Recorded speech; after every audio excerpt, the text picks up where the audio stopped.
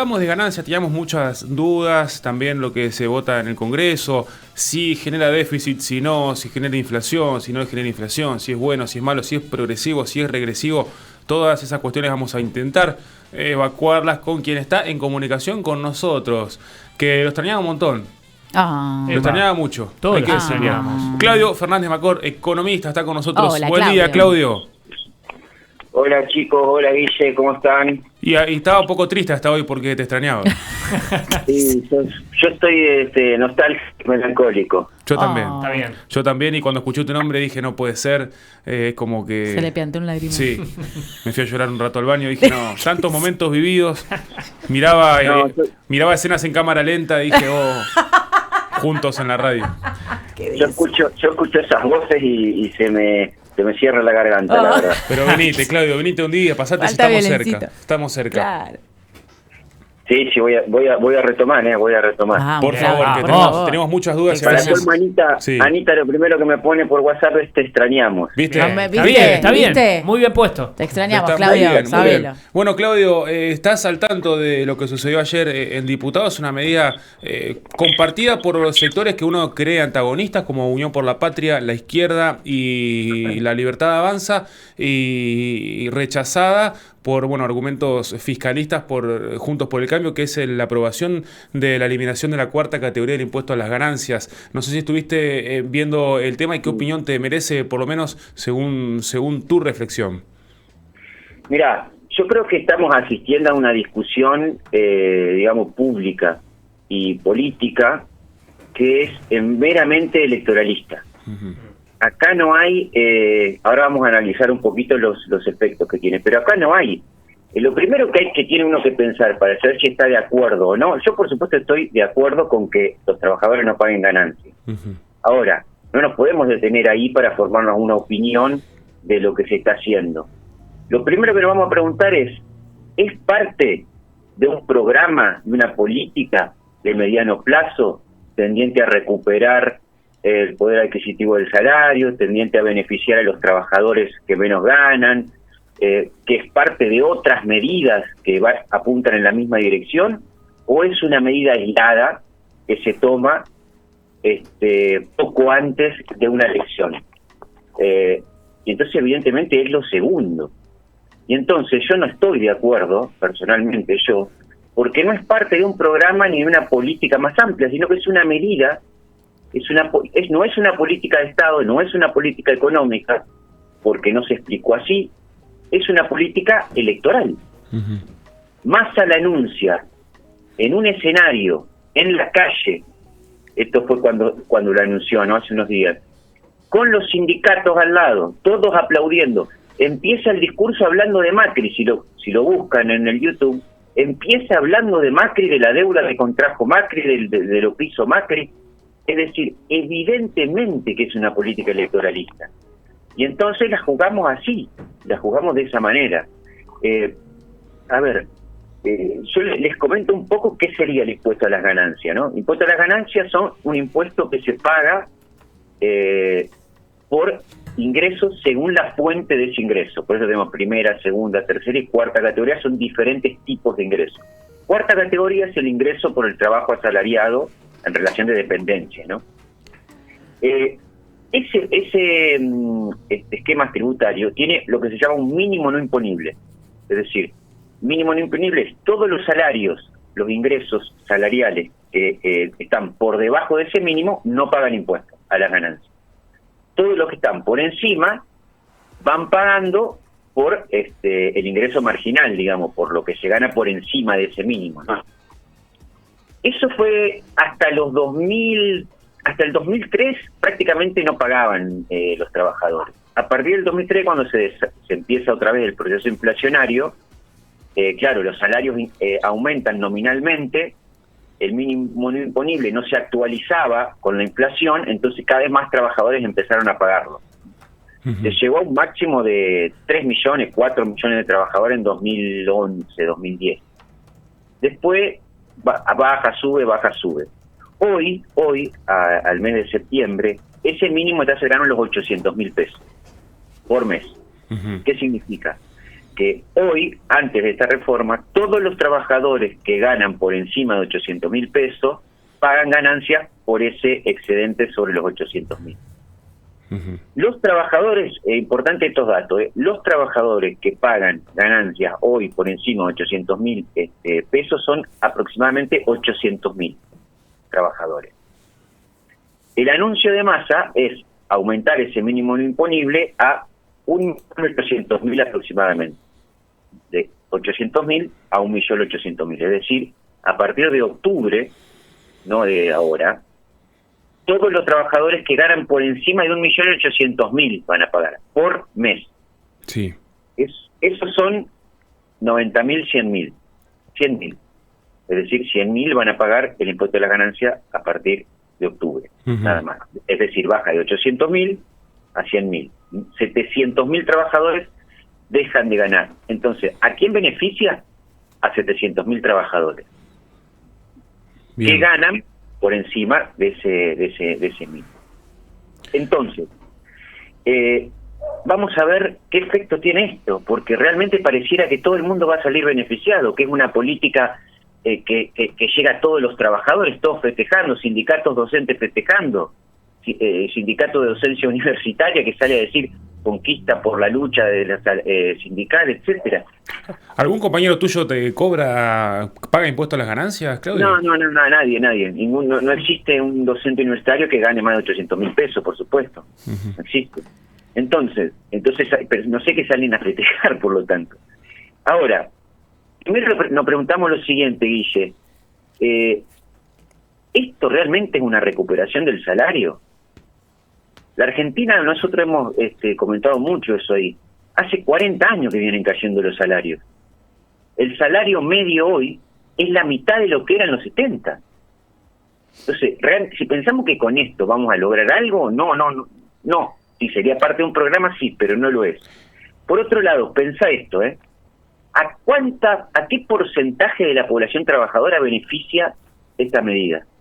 Sí, ¿Te preguntaste eso? Creo que es un 5% aproximadamente. Ya, vamos a hacer lo siguiente. Muchas veces nosotros hemos dicho que en la Argentina el trabajo es cada vez más precario. Que hoy ser un trabajador registrado es un privilegio. Y que ser un trabajador registrado que gana más de 800.000 pesos por mes es un recontra privilegio. Entonces, en la Argentina hay 22 millones de población económicamente activa. Es decir, de personas que están en el mercado laboral.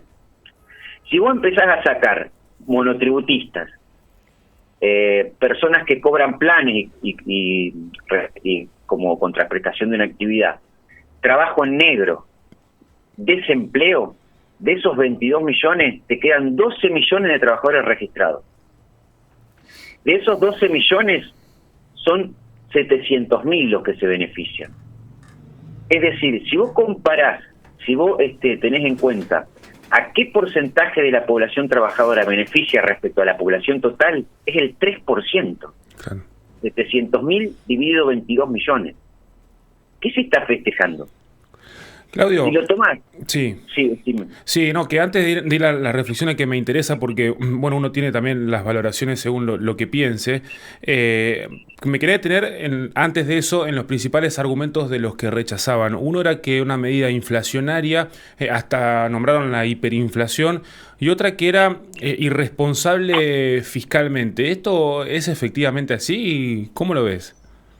A ver, primero te digo esto, Juntos por el Cambio es contradictorio en su posición. Siempre está diciendo que bajan los impuestos, ahora los bajan y está en contra. Es decir, no es muy coherente. Ahora, nosotros tenemos en la Argentina hoy un 2% de déficit fiscal respecto al PBI, ¿no? Teníamos 3 y pico, se bajó a 2 por el ajuste que está habiendo en el gasto. Esto es reducción de ingresos. El gobierno va a dejar de recibir 1 billón de pesos por año, se calcula, por esta reducción. Esto es más o menos 2% del PBI. Se va a complicar el tema fiscal otra vez, si no se compensa con otra cosa. Entonces, cierta lógica tiene, porque van a caer los ingresos en una magnitud significativa, porque el impuesto a las ganancias es junto con el IVA el mayor recurso que ingresa al Estado, y por lo tanto va a haber un problema fiscal, sumado a este plan platita que empieza a haber también ahora por las elecciones. Esto es una medida electoral. Y Guille, esto creo que no se ha comentado mucho, más del 60% del impuesto a las ganancias es coparticipable. Es decir, se está haciendo política con plata ajena. Son las provincias las que van a terminar financiando esto. Que van a dejar de percibir una porción del impuesto a las ganancias vía coparticipación. Por eso muchos gobernadores salieron a poner el grito en el cielo. Santa Fe, creo que son algo así como 150.000, 200.000 pesos por año que va a dejar de percibir. Entonces, hay un problema fiscal ahí, va a haber un problema fiscal. No sé cómo lo van a resolver, pero esto del déficit se va a agravar bastante porque se va a dejar de recaudar. Ese sí es un problema. Bien. Uno por ahí piensa que uno ve las distintas medidas para quién y cuál salió primero.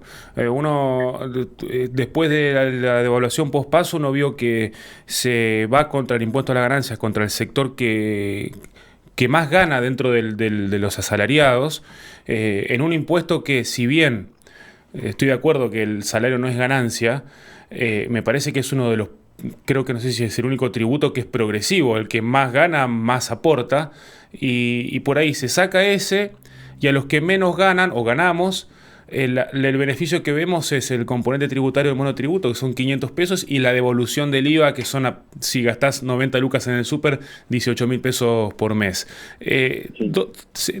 ¿Por qué se ve esa, o no sé si vos lo ves tan desigual como yo, pero esa inequidad en las medidas, ¿cómo se toman? Porque recién para la semana que viene va a haber anuncios sobre la economía informal. O sea, en vez de empezar por los últimos, empezamos por los primeros. ¿Cómo es la toma de estas decisiones? Mira, efectivamente el impuesto a la ganancia es un impuesto progresivo, tiende a mejorar la distribución del ingreso, ¿no? Ahora, en este caso en particular, es una medida regresiva. Esto aumenta la desigualdad en los ingresos, porque pensá que se está beneficiando al 7% de los trabajadores que más ganan. Un trabajador que gana 500, 400, 200, 100, que es monotributista, que está en negro, que cobra un plan, eso se beneficia en lo más mínimo. Se beneficia una porción que es como te digo, 6% más rico, 7 de los trabajadores. Son trabajadores, pero se beneficia de ello.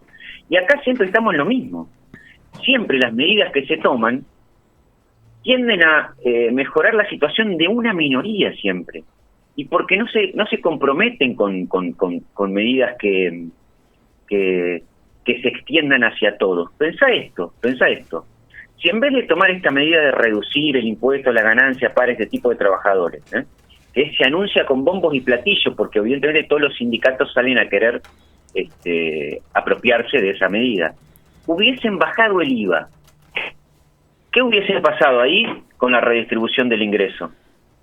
¿Y a quién hubiese beneficiado eso?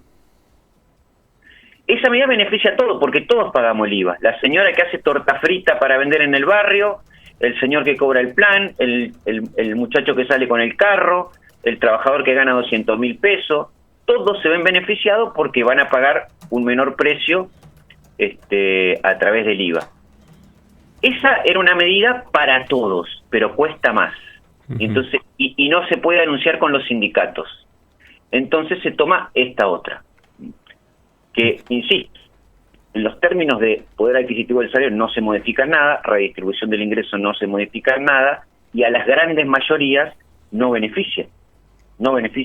Bien. Claudio, esto pasa a senadores, quizás sea ley, pero para ir cerrando, ¿cómo ves lo que van a hacer estas medidas de cara a un posible nuevo gobierno? Porque uno espera que si Massa sale electo, estas medidas se mantengan de alguna manera, pero en un posible cambio de color, ¿esto puede tener fecha límite? No, yo creo que no, porque ya, o sea, ¿qué es lo que pasa acá, Guille? la cantidad de trabajadores que pagan o no pagan impuesto a la ganancia va cambiando continuamente con el tiempo. Llegó a 3, 4 millones, bajó con más que a 200.000, después volvió a subir. ¿Por qué? Porque imagínate que en un país que tiene 140% de inflación, el mínimo no imponible que se impone ahí por ley, en este caso, bueno, 1.800.000, dentro de un año, 1.800.000 vuelven a ser 700.000.